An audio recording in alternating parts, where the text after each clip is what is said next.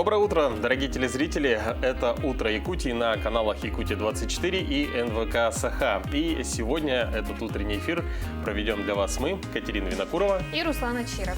Четверг, на календаре 20 мая. Сегодня в нашей программе вы узнаете, какой урон экологии приносит неубранный мусор. В Вилюйске придумали новый способ борьбы с IT-мошенниками. Узнаем об этом способе. А в рубрике «Экономика» расскажем о причинах сокращения поставки индийского чая. А также подробнее познакомимся с профессией хормейстера в Якутске. У нас сегодня также будут интересные гости. Мы узнаем, где можно пройти вакцинацию в нерабочее время и даже не в поликлинике. А также узнаем, когда распогодится погода и начнутся долгожданные летние теплые дни. Также напоминаем вам про наш WhatsApp номер 8 914 273 4488.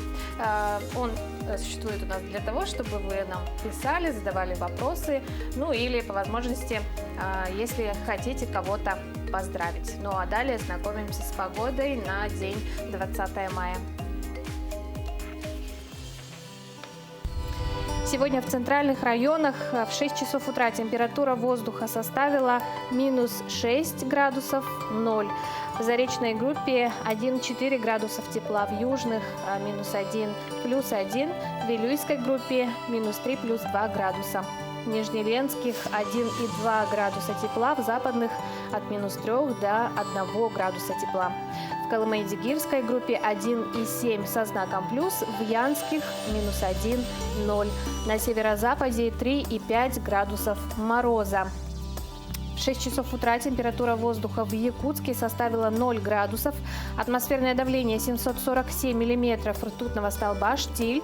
Сегодня днем преимущественно без осадков. Ветер северо-восточный 2,5 метров в секунду. Температура воздуха днем составит 11-13 градусов тепла. Кать, скажи, ты была когда-нибудь на Мальдивах? Нет, к сожалению, еще не была. Я тоже не был, поэтому, друзья, нужно успевать, так как Мальдивы могут исчезнуть к концу века. В студии у нас новостной обозреватель Василий Радченко. Василий, доброе утро. Доброе утро. Это было довольно громкое заявление. Что может произойти с Мальдивами?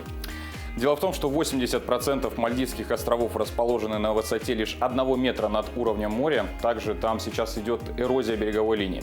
Специалист по техногенным катастрофам заявила, что если природе будут наносить такой же ущерб, как и сейчас, как и сегодня, то уже к 2100 году Мальдив просто-напросто не будет. Ну а теперь главным событием к сегодняшнему дню.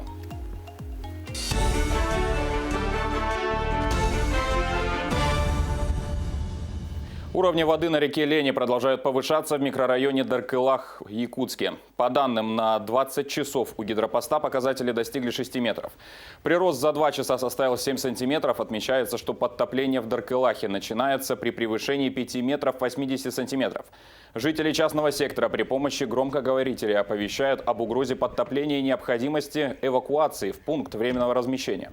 Также затопление наблюдается в районе Зеленого Луга, где вода начинает подступать к отметке выше 5 метров. Критический уровень у гидропоста Якутск выше 8 метров 27 сантиметров. До него еще больше 2 метров, говорится в сообщении. 6 семей эвакуируют из-за затопления дорог в микрорайоне Даркылах. Их разместят в здании Якутского промышленного техникума. В пункте временного размещения соблюдаются все меры санитарной безопасности, сообщила исполняющая обязанности руководителя промышленного округа Евдокия Сидорова. В пункте отведено место под изолятор для болеющих граждан. Также открыта комната матери и ребенка. Врачи медицинского центра и сотрудники участковой полиции дежурят круглосуточно в усиленном режиме. К другим новостям. Глава Якутии осмотрел объекты электросетевого хозяйства в Мирнинском районе. Совместно с гендиректором Русгидро Виктором Хмариным АСА Николаев в поселке Чернышевский посетил Вилюйскую ГЭС. Она снабжает энергией не только промышленные предприятия, но и жителей западных районов. В поселке Светлый Светлинскую ГЭС, которая обеспечивает производственные и социальные объекты Алроса. Стороны рассмотрели вопросы в сфере энергетики, в частности, тарифообразования, возможность перехода западного энергорайона во вторую ценовую зону оптового рынка электроэнергии и мощности. Торжественная церемония победителей 6-го республиканского конкурса для школьников и студентов «Моя профессия IT» прошла в Якутске. В течение 3 месяцев организаторы, судьи и эксперты конкурса отбирали лучшие командные проекты. Этапы прошли в 22 муниципальных образованиях. Участие в конкурсе приняли более 1500 человек. При этом общий призовой фонд конкурса составил 500 тысяч рублей. По итогам финальных соревнований для школьников с 7 по 11 классы в высшую лигу прошли 10 команд и 6 команд студенческих. Как подчеркнул министр инноваций Якутии Анатолий Семенов, для каждого участника конкурс станет гарантированным и успешным стартом в сфере IT-технологий. В этом году у нас прошел конкурс в смешанном режиме, то есть это были и онлайн-мероприятия. Где-то мы вначале старались проводить офлайн мероприятия в некоторых районах, которые позволяли район пошел навстречу, он говорил, что он обеспечит полностью все требования Роспотребнадзора. Люди выезжали, мы провели таких выездов около 10 в районы выездов. Они прошли офлайн, но самые, конечно, массовые, масштабные события пришли онлайн. Объявлен состав сборной России на чемпионат мира по дзюдо в Будапеште. Соревнования и Олимпийские игры впервые состоятся в один год.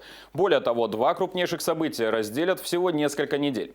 Так произошло по причине переноса Токийской Олимпиады в связи с коронавирусом. При этом по своему престижу награды, завоеванные на чемпионатах мира, не уступают олимпийским. А сами эти старты по числу участников и уровню соперничества существенно превосходят турниры на Олимпиадах. К этой минуте у меня все. Передаю слово коллегам.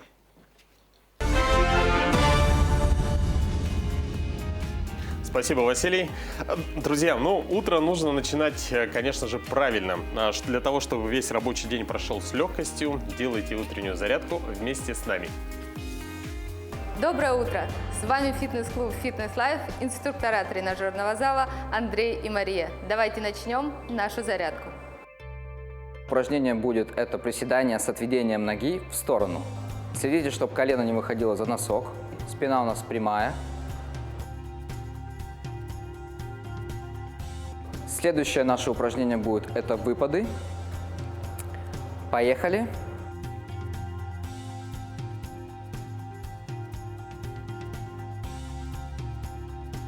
Продолжим наше упражнение на ягодичные мышцы. Для этого нам нужно занять положение лежа на коврике, лежа на спине, ноги поближе к себе, руки вдоль пола и поднимаем таз максимально вверх и прожимаем ягодицы.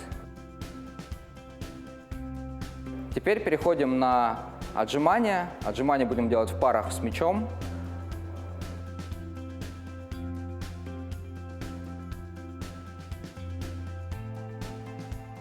Теперь нам осталось с вами перейти на мышцы брюшного пресса.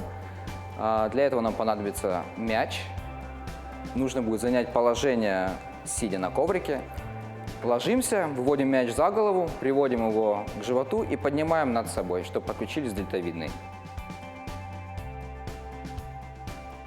А теперь переходим в положение планки. Спина у нас прямая, таз высоко не поднимаем, локти в пол. Работают все мышцы, включая мышцы брюшного пресса. На этом наша зарядка закончена. Всем хорошего дня! Что ж, а утренняя зарядка также полезна, как и мед. Думаю, с этим согласны абсолютно все. Редко, когда вкус и польза соединяются в одном продукте. Так вот, сегодня, 20 мая, Всемирный день пчел. Мы от всей души поздравляем пчел с их профессиональным праздником. Желаем, чтобы в этом году они принесли очень много меда. А какие еще знаменательные даты и события, связанные с сегодняшним днем, смотрите в нашей постоянной рубрике.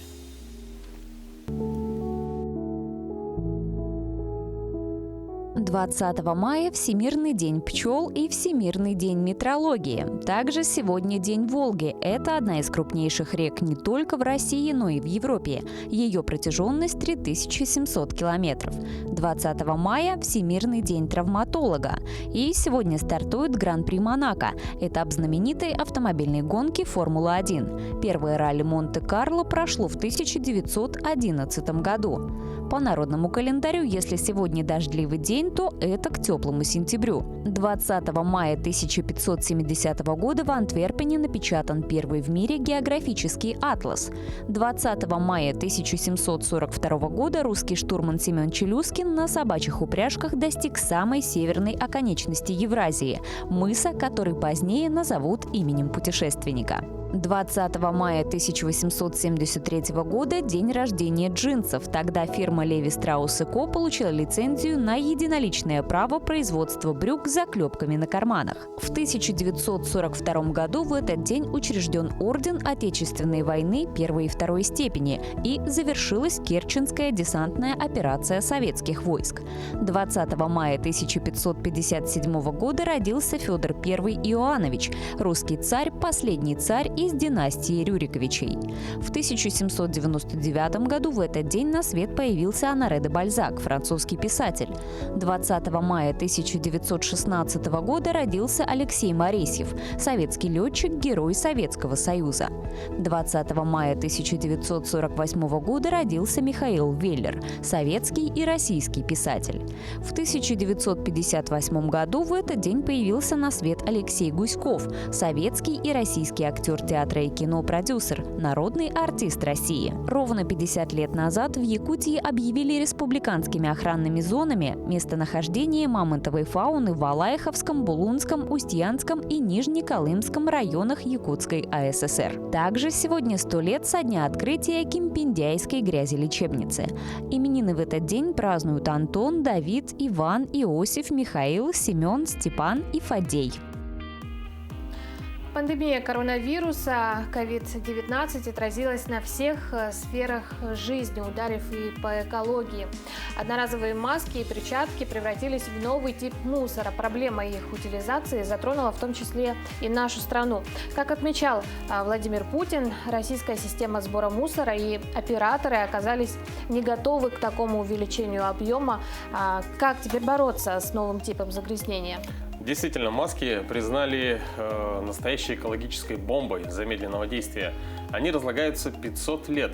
Введение масочного режима из-за пандемии коронавируса сказалось на состоянии окружающей среды. Мы находим их везде, на улицах, дорогах и даже в общественных местах.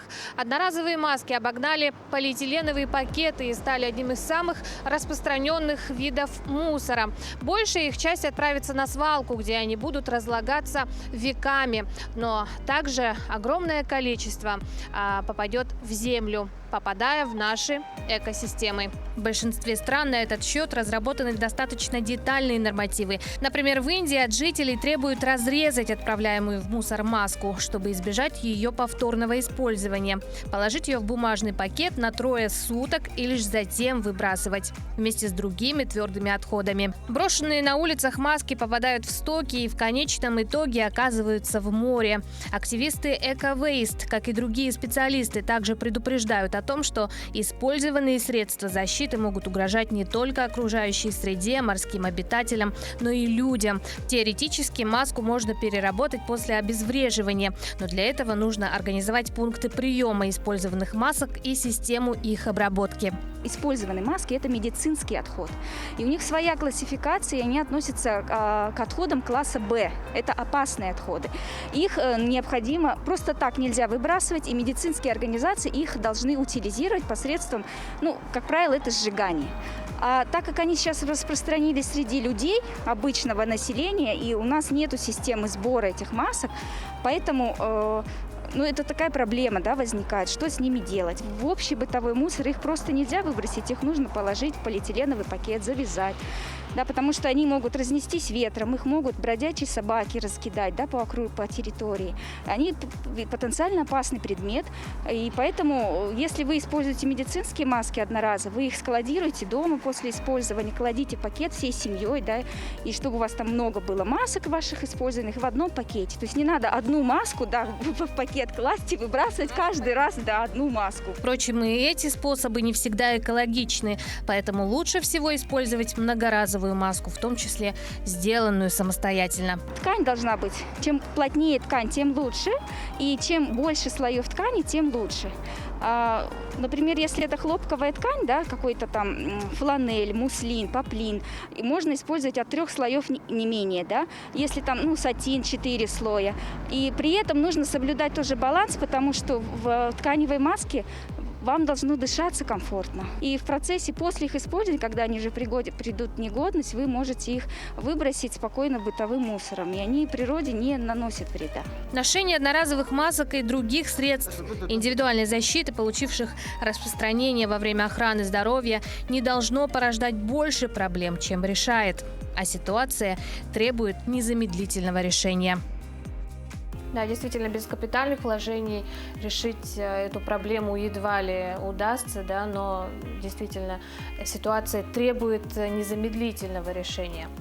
Ну а помимо наступления весны, хотелось бы поздравить всех с началом дачного сезона. Да, дача – это свежий воздух, это, конечно же, тишина, прекрасные дни в кругу родных и близких и, конечно, свежие экологически чистые овощи, выращенные своими руками.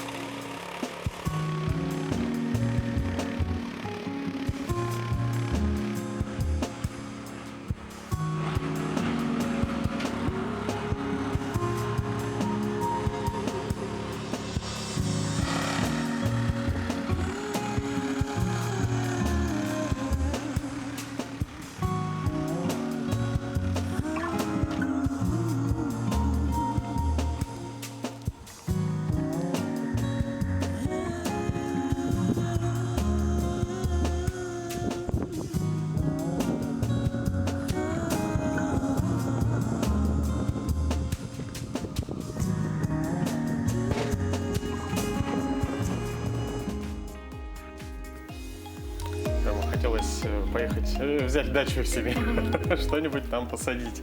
С развитием информационных технологий банки начали активно применять дистанционную систему обслуживания клиентов. С одной стороны, технологии облегчили обмен информацией, доступ клиентов к банковским услугам. Ну а с другой стороны, технологии начали использоваться в преступной деятельности. В Вилюйском районе создали специальную комиссию по борьбе с IT-преступлениями. В связи с увеличением в Вилюйском улусе случаев хищения у граждан с использованием средств мобильной связи и сети интернет, на днях в районе был создан оперативный штаб, работа которого будет направлена на профилактическую работу среди населения, на составление аналитических фактов совершенных преступлений, на изучение гражданами законодательства, касающегося преступлений в информационной среде. Как показал анализ, потерпевшими становятся жители района различных возрастных групп. Основными причинами, способствующими совершению преступления, являются покупка товаров у непроверенных интернет-магазинов по предоплате, сообщение данных карт посторонним лицам и желание выиграть несуществующие денежные средства. В связи с этим нами особое внимание уделяется профилактике данного вида преступлений. Только успешное взаимодействие субъектов профилактики на всех уровнях приведет к противодействию данному виду преступлений. Хищения, совершаемые с применением средств сотовой связи сети интернет, это новый вид преступности. Методы конспирации злоумышленников, используемые ими способы отличаются от традиционных. Поэтому расследование таких преступлений требует от сотрудников новых тактических подходов. Так, за последние 4 месяца в районе было возбуждено 20 уголовных дел, совершенных в сфере информационно-телекоммуникационных технологий. В мае прошлого года заказала товар через Инстаграм. На отзывы не смотрела, подумала, что это действующий магазин, который находится в Италии. Заказала товар, а товар не отправили. В общем, ждала где-то полгода, потом написала заявление в полицию. Вот. И спустя где-то после того, как написала заявление, в такой достаточно короткий промежуток времени нашли злоумышленницу. И злоумышленница мне вернула всю сумму ущерба. Сотрудники полиции по Вилюйскому району проводят постоянные беседы с гражданами на тему профилактики телефонного и интернет-мошенничества и убеждают: не верьте ни единому слову злоумышленников. В случае, если имеются основания полагать, что в отношении вас предпринимаются мошеннические действия, либо вы уже стали жертвой, необходимо незамедлительно обращаться в отделение полиции. Анна Васильева, Александра Хабычарова, Вилюйский улус. Вакцину от коронавируса теперь можно получить не только в медучреждениях, но и в дополнительных прививочных пунктах, открытых в торговых комплексах, автовокзале, аэропортах, учреждениях культуры и образования. О том, как проходит вакцинация в столице, мы сегодня поговорим с исполняющим обязанности главного врача городской поликлиники номер 3 Ольгой Миллер. Ольга Павловна, доброе утро. Доброе утро. В Якутске на днях прошла акция «Ночь вакцинации». Да? Проходила она с 18 на 19 мая. Получить вакцину могли в здании театра эстрады. Да? Вот, много ли пришло желающих? Как вообще прошло мероприятие в целом? Да, это было первое мероприятие, вот такое вот, наверное, пробное от нас. Почему мы его решили провести? Потому что не все жители могут вот в то время, когда работают поликлиники, даже в то время, когда сейчас работают дополнительные пункты, где-то подойти, кто-то занят на работе, кто-то прям вот с утра до вечера не может встать. И здесь появилась возможность конкретно для этих людей. Первую удобное ночь, время. В удобное время, ночное время. Первую вот эту ночь, которую мы провели, у нас вакцинировалось больше 100 человек. То есть это там 104 человека. Конечно, может быть, мы даже ожидали и меньше, потому что это было первый опыт такой. Да, и то, что прошло более 100 человек, конечно, это очень хорошо. В дальнейшем эту акцию мы будем повторять. Это вот буквально сейчас будет с пятницы на субботу, с субботы на воскресенье. То есть еще 2 таких акции мы проведем. В дальнейшем мы будем уже смотреть по количеству желающих пройти вакцинацию именно в ночное время. А как-то нужно заранее записаться? Заранее записываться совершенно не нужно. Можно просто подойти, при себе иметь паспорт, полис и СНИЛС, потому что эти документы обязательно требуются для введения потом в регистр.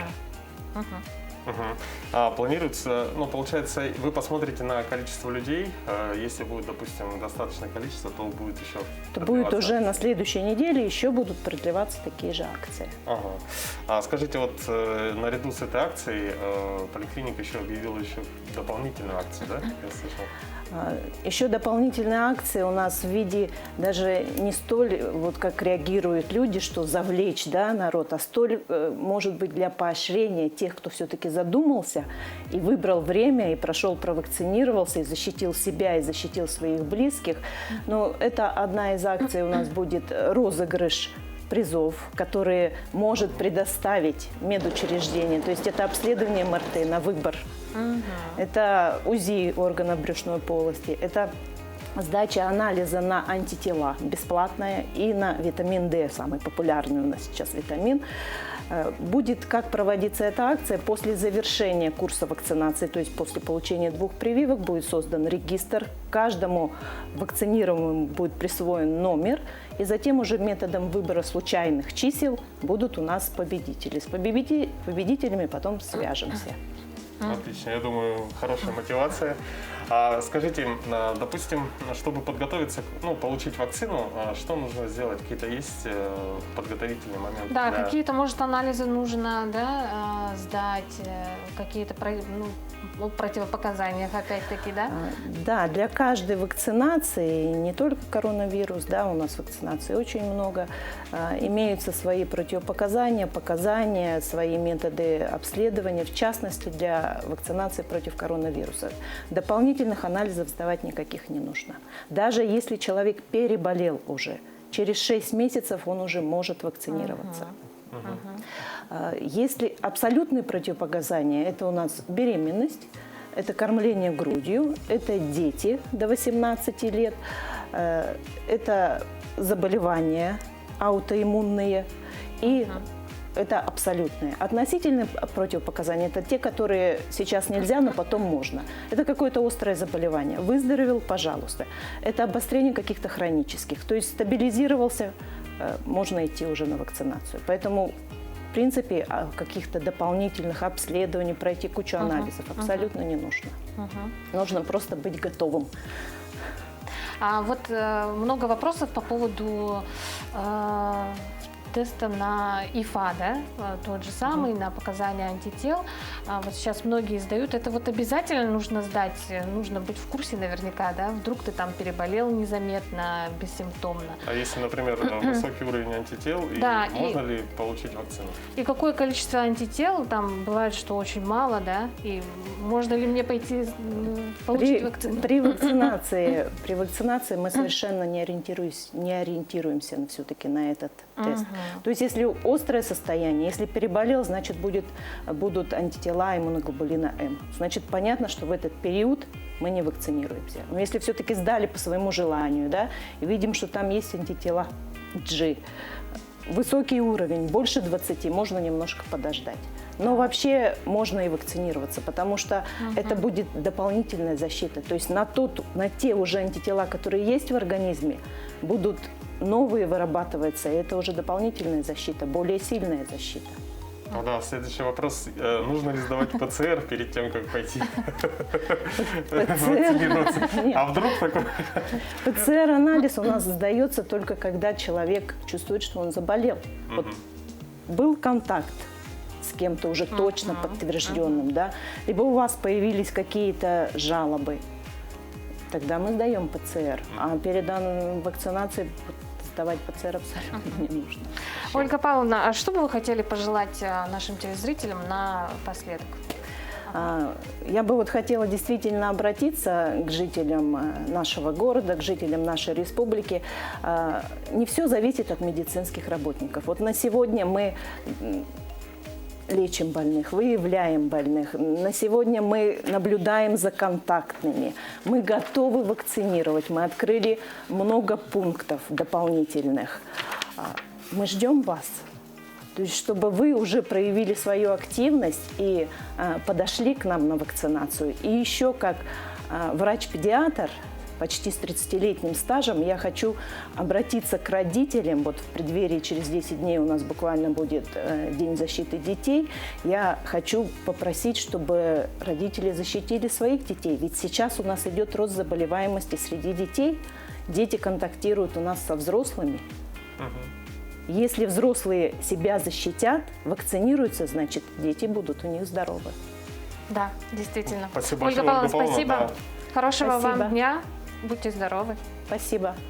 Ну а мы ненадолго прервемся. Оставайтесь с нами.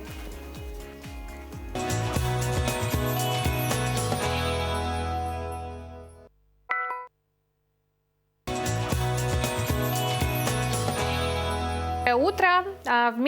Кефир вместо укола. Российские ученые создали первую в мире питьевую вакцину от коронавируса. В основе обычный кисломолочный продукт. А сейчас у нее клубничный вкус, но в будущем возможен абсолютно любой. Действительно, производство основы для этой вакцины может быть налажено на любом молочном заводе. Такой препарат подойдет даже детям. Фрагменты генов патогенных микроорганизмов помещают в микрокапсулы. Это защищает частицы от пищеварительных ферментов. Микроскопические контейнеры с вирусом крепятся к бактериям-пробиотикам, которые содержатся в кисломолочном напитке. Препарат, который ученые добавляют в продукты, это мукозальная вакцина. Она действует через слизистые. В научном центре имени Мечникова отметили, что такой препарат может быть эффективен не только при профилактике, он поможет переболевшим в реабилитации. Правда, когда в поликлинике можно будет получить напиток с вакциной, пока не сообщается. Вакцина входит в нашу жизнь уже в виде кисломолочных продуктов. Да, и каких только видов не будет, я думаю, вакцина. Друзья, но следующая интересная новость. Щенячий патруль. Сотрудники кинологической службы МВД России по Северо-Западному федеральному округу протестировали 3 детенышей служебных собак на профпригодность. На кадрах, предоставленных пресс-службой ведомства, видно, как щенята активно выполняют задания кинологов и играют друг с другом. Тест состоял из 6 этапов. Сейчас на данный момент мы воспроизвели 3 этапа.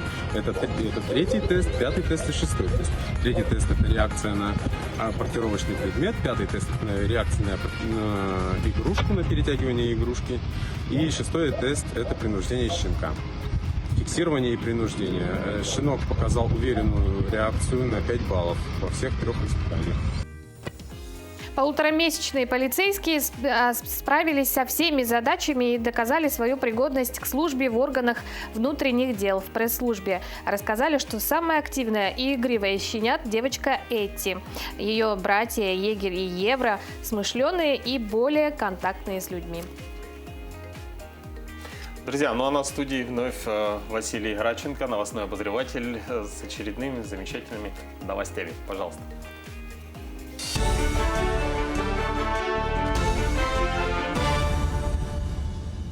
Правительство упростило регистрацию по месту жительства и пребывания. С 1 июля следующего года она будет проходить дистанционно через портал государственных услуг. Соответствующее постановление утвердил глава правительства Михаил Мишустин. Документ фиксирует, что заявитель имеет право получить свидетельство по почте без посещения органов учета. Эта услуга также будет доступна на едином портале. Офис регистрирующего органа нужно будет посетить всего 1 раз, чтобы проставить отметку в паспорт. Программу кэшбэка за путевки в детские лагеря запустят 25 мая в России. Она компенсирует 50% стоимости путевок. Мерой поддержки смогут воспользоваться свыше 350 тысяч детей. Ранее наш телеканал передавал, что правительство России выделило 5 миллиардов рублей на реализацию данной программы. Ленск в Якутии получит 59 миллионов рублей на строительство автодороги. Западный район выиграл конкурс на предоставление субсидий.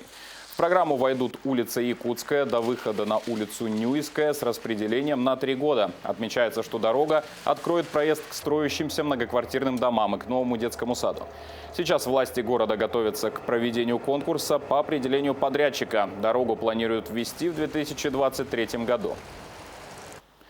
Пункты сдачи ЕГЭ в Нерюнгри готовы на 100%. В этом году экзамен сдают 465 выпускников 11 классов. Государственный выпускной экзамен выбрали 27 нерюнгринцев.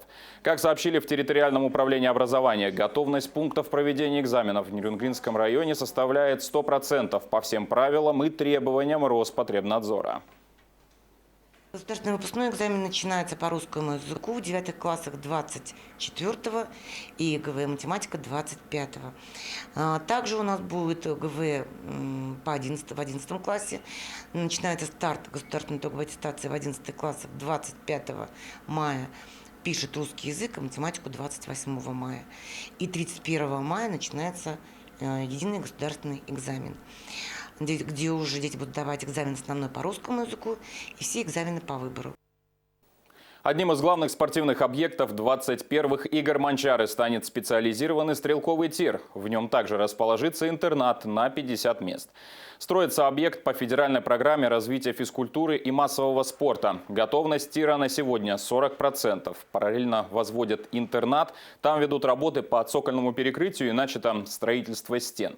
Задействованы 60 человек. Тир введут в конце июня, а интернат в 3-м квартале этого года. Стрелковый тир откроется к играм Манчары. На сегодняшний день доведены лимиты финансирования в размере 224 миллионов рублей. Да? Значит, эти средства у нас запланированы на полностью строительство здания стрелкового комплекса и благоустройство. с оснащением значит, всей необходимой по проекту значит, мебелью, оборудованием, стрелковым оружием, ну и сопутствующими материалами. У меня пока вся информация. Хорошего вам дня. Спасибо, Василий. Катя, ты знаешь, что по количеству выпиваемого чая россияне уступают только китайцам? А вот жители США, Бразилии и Германии, наоборот, предпочитают кофе. Ну, в таком случае многим россиянам придется этой осенью отказаться от любимого напитка. Это почему? Из-за роста больных коронавирусом поставки знаменитого индийского чая в России к осени могут серьезно сократиться. Подробнее об этом в экономическом обзоре Ивана Лазаренко.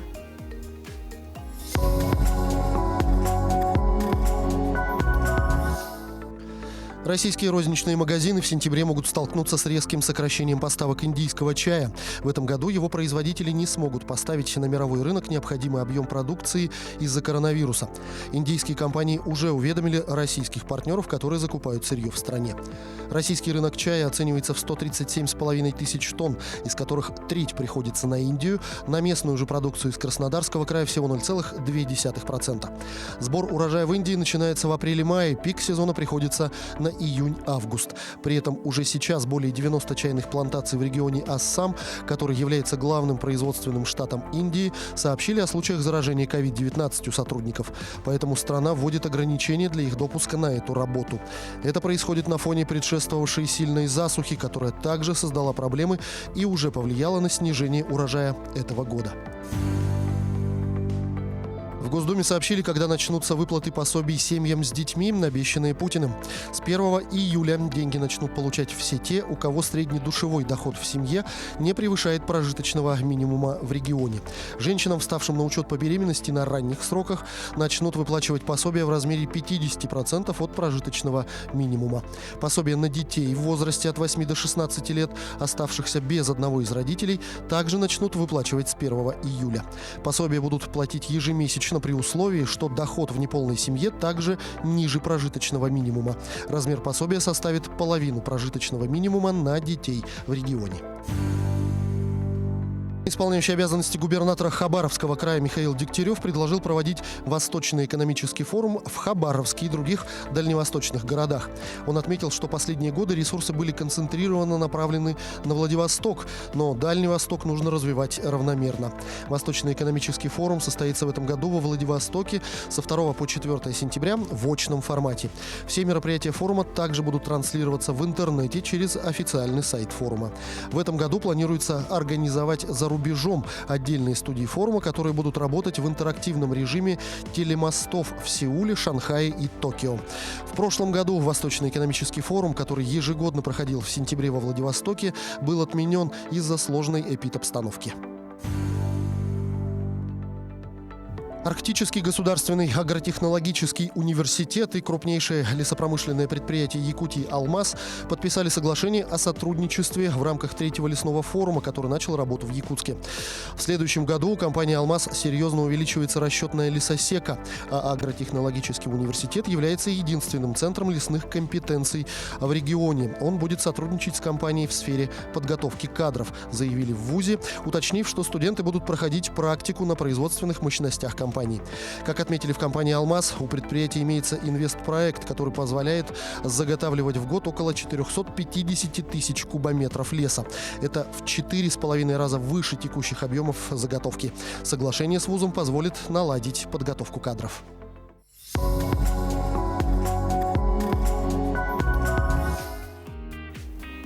Ко Дню защиты детей наш телеканал объявляет конкурс рисунка.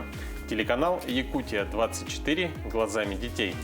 Нам очень интересно, каким вы видите наш канал, работу ведущих, операторов, режиссеров и всех тех, кто создает картинку на телеэкране.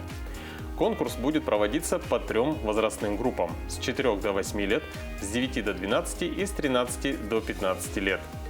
Итоги и награждения состоятся 1 июня в День защиты детей в прямом эфире «Утро Якутии».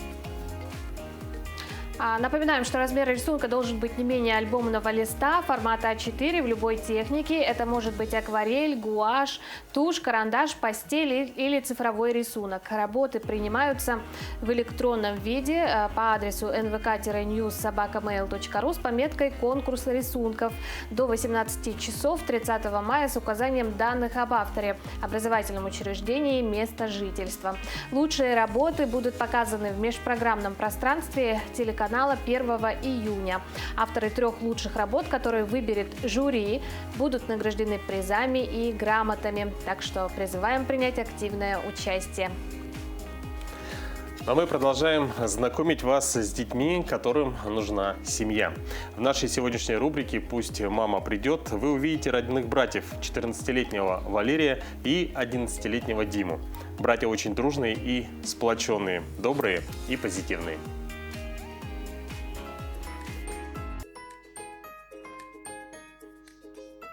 Это 2 брата, Валера и Дима. Они поступили к нам в 2016 году. Валера поступил в группу «Улыбка», а Дима поступил в группу «Непоседы».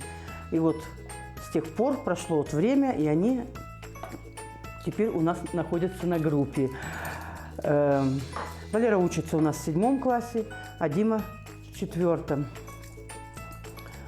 Мальчики дружные. Между ними развито очень братство. Старший брат помогает младшему, помогает учить уроки, оказывает ему дополнительные такие вот занятия. Могут часами играть в шашки, в домино, могут играть в шахматы. Братья любят проводить время в комнате релаксации, совместно строя дома и создавая города на песке из конструкторских деталей.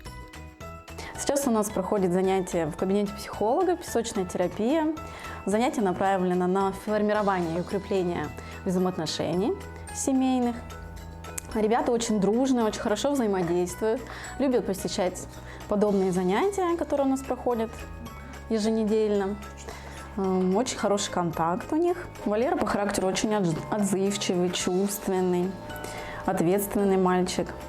Дима энергичный, веселый, любит подвижные игры, умеет постоять за себя. Я люблю заниматься спортом. В школе я особенно занимаюсь пионерболом, а так ничем. Когда я был маленьким, я мечтал, буду либо полицейским, либо пожарным.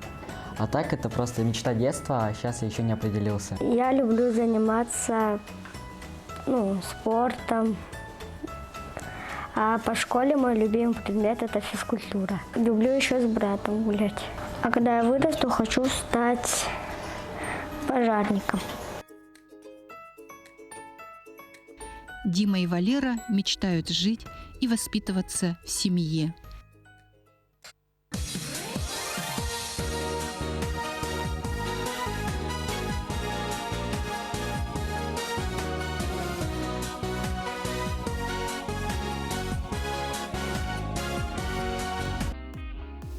Доброе утро. Мы напоминаем, что работаем в прямом эфире, и у нас есть поздравления. Поздравляем с юбилеем нашу любимую маму, жену, сестру, тетю Никифорову Светлану Михайловну. Счастья, любви, здоровья. Целуем, любим, родные. И даже отправили вот такую вот фотографию. Но мы присоединяемся к поздравлениям и поздравляем вас с юбилеем. Да, передаем привет и поздравляем всех именинников этого дня. А москвичи испытали на себе рекордную майскую жару. Температурный рекорд для 18 мая в Москве, установленный до этого дня в конце 19 века, побит в 2021 году. Жара, однако, продержится недолго, и ее собьет холодный фронт. О том, как москвичи переносят жару, смотрите в нашем следующем материале. Минувшей зимой Москва пережила редкостные морозы и снегопады. Во вторник в столице России обновился рекорд жары для 18 мая, который держался с конца 19 века. Воздух в районе ВДНХ прогрелся до 29,2 градусов Цельсия. Это на 0,1 больше, чем в 1897 году. В центре, на Балчуге, днем зафиксирован показатель в 30,1. Данные приводит центр ФОБОС. Для горожан и приезжих Москва превратилась в курорт. По словам Антона, он не планирует в ближайшее время менять позу. Погода, шикарный вид просто. Солнце греет так, что хочется лежать. Я не знаю. В общем, очень хорошо. Мне понравилось. Днем ранее пал рекорд 60-летней давности. Как говорит москвичка Неля, ее такая погода вполне устраивает. 30 градусов жары, а то и больше. Это, конечно, редкость для Москвы. Поэтому пользуемся случаем. Татьяна испытывает похожие чувства. Хотелось бы, чтобы в мае месяце именно такая погода и стояла, когда цветут цветы, бьют фонтаны. По-моему, это прекрасно. Дмитрий отправился отдыхать с чадами и домочадцами. Погодка прекрасная. Мы с семьей выбрались в реконструированный речной вокзал не так давно. Получаем массу удовольствия. Вон у меня ребенок там плещется в фонтанах. Ловим бабочек, кайфуем, радуемся жизни. Как сообщает тот же центр ФОБОС, рекордное тепло наблюдалось во вторник по всей стране, от Смоленска до Владивостока. Самый высокий максимум установился в Буденновске – 35 градусов выше нуля. Что ж, а ждать ли якутянам аномальной жары, узнаем в нашей студии Татьяна Владимировна Маршалик, заместитель начальника Якутского управления по гидрометеорологии и мониторингу окружающей среды. Доброе утро. Доброе утро. Татьяна Владимировна. Доброе утро. Во многих регионах России последний весенний месяц преподносит необычные аномалии. В большинстве российских регионов не бывала жара, как мы сейчас видели, например, в Москве, выше 30 градусов. На этой неделе в Якутии в некоторых районах пошел снег, а в Якутске резко похолодало. С чем связаны такие резкие перепады температуры?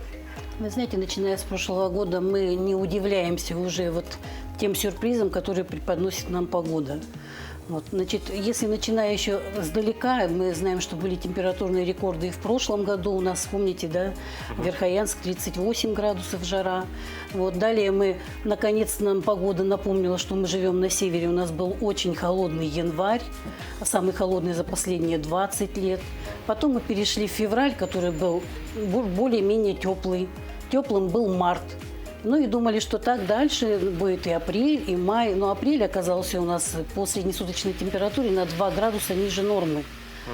Поэтому ощущение того, что было холодно, наверное, ощутили все на себе. Да, действительно. А потом опять начались температурные качели. После холодного апреля наступил теплый май. Теплый. У нас первая декада, первые 10 дней практически были выше нормы на 5-7 градусов среднесуточная температура. И практически не было осадков. То есть было прямо настоящее весеннее тепло. Думали, что и дальше так же. Не тут-то было, да. Потому что синоптические процессы сложились так, что у нас практически вся территория республики была открыта вторжению холодного воздуха. То есть после того, как прошел циклон своим теплым сектором, и практически вся температура по всей территории республики, температура была выше нормы, тоже в пределах на 5-7 градусов. Мы, имели температуру даже на северо-востоке до 20 градусов тепла. Вторжение холодного воздуха принесло у нас выпадение осадков. Все решили, что вернулась зима. Это вторжение началось с Оленёкского района, затем Мирнинский, Ленский, Вилюйская группа. И, дождь, который сначала шел по центральным районам, такой благодатный, теплый, хороший дождь, перешел постепенно в снег. Как раз-таки, Татьяна Владимировна, этот дождь помог прохождению ледохода? Обязательно. И какова на сегодня гидрологическая ситуация? Обязательно. Дождь, ведь, вы знаете, он разрушает структуру льда. То есть мы же понимаем, что если мы на лед льем воду, да, становится лед такой рыхлый. Поэтому дождь обязательно помогает. Обязательно помогает. А какова гидрологическая обстановка сейчас у нас, да, на сегодняшний день? В принципе, наши все крупные реки, ледоход идет. Он никогда не бывает простым, поэтому мы знаем, что у нас проблемные участки есть. Сейчас на реке Лена ледоход в пределах у нас Намского района. По последним данным, буквально 2 часа назад начал падать уровень в районе Покровска, Табаги. Поэтому мы ждем постепенное понижение уровня и в районе Якутска, и Кангалас, где совсем немного не достигла опасной отметки. Там осталось, по-моему, 40 сантиметров до опасной отметки.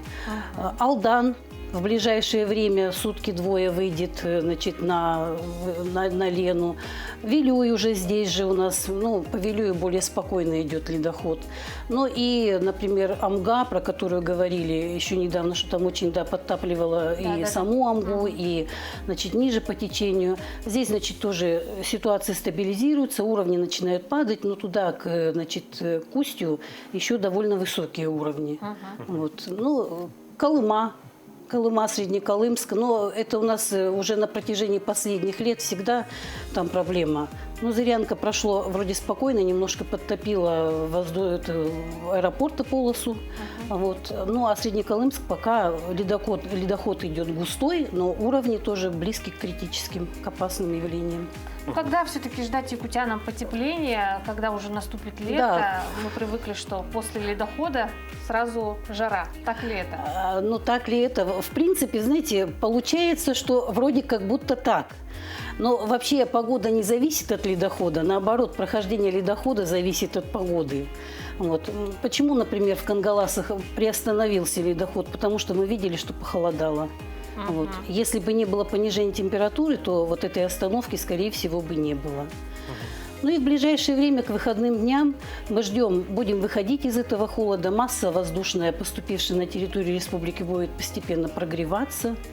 Вот. И мы вернемся сначала к норме, а норма это у нас примерно 0 плюс 2, ночная температура и дневная в пределах 15 градусов.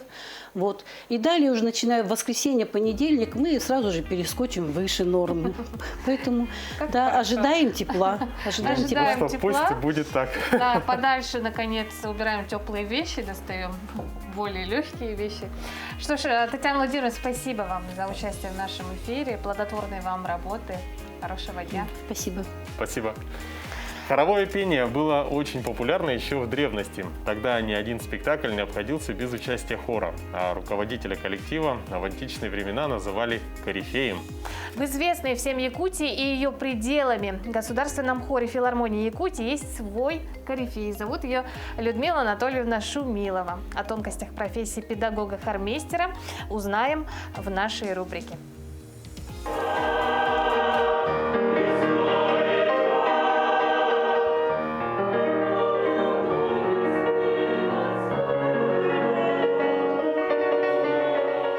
При выпуске музыкальной школы педагог-хормейстер сказал: «Люда, тебе обязательно нужно поступать на хормейстера».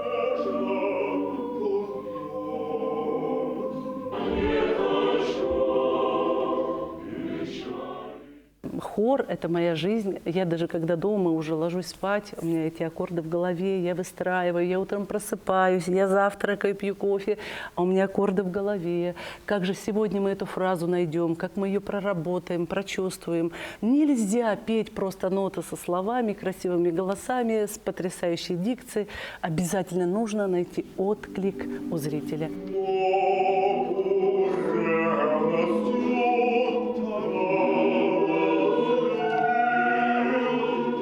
Я стараюсь репертуар подбирать так, чтобы это было обязательно и очень известное. Обязательно. Пусть оно будет еще очень сложной обработкой, потому что это уровень, это хор филармонии, да.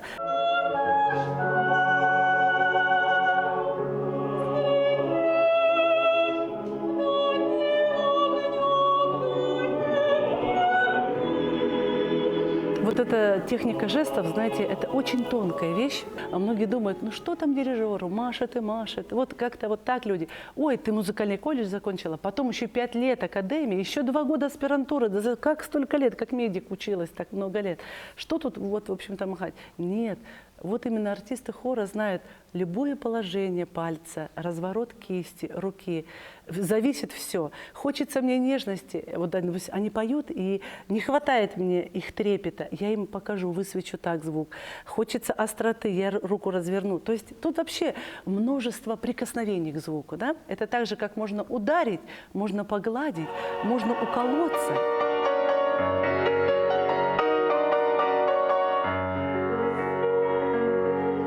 Даже помогают мне глаза, строгий взгляд. Да? Где-то наоборот, я отпускаю эту фразу, потому что смотрю, она пошла правильно. Хорошо все выстроилось, у ребят все получилось. Они видят мою довольную, счастливую улыбку, допустим. Да? Это, знаете, вот между мной и хором это такое как бы волшебство, такое колдовство, где мы на языке жеста друг друга понимаем. Моя путеводная звезда, моя филармония, мой любимый хор – это вся моя профессия, вся в этом. Я этим живу и очень счастлива.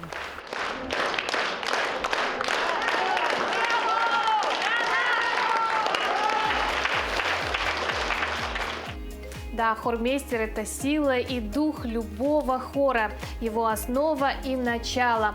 А артисты хора филармонии, я уверена, под надежным крылом, особенно с таким наставником, как Людмила Анатольевна. Ну что, дорогие друзья, ну и в завершении нашей программы мы, конечно, будем ожидать потепления, долгожданного потепления. Да, уже сразу настроение поднялось, да? Да, скоро лето, как нам сообщила Татьяна Владимировна, наш предыдущий гость. Поэтому желаем вам всего самого наилучшего. Да, желаем вам летнего настроения уже, наконец-таки, как вот моя блузка. Да. Хорошего дня вам, отличного четверга, плодотворной работы, учебы. Увидимся завтра на телеканалах Якутия-24 и НБК Саха.